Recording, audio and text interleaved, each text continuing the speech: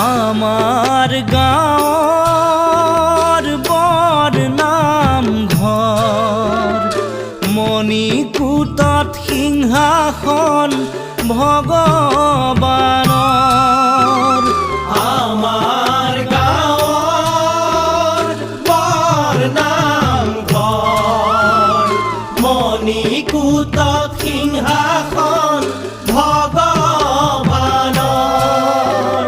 শৰাই চন্দন তুলসী তামোল পানৰ প্ৰভু নাৰায়ণ দয়াৰ সাগৰ নহয় নৰ জীৱন অজৰমৰ।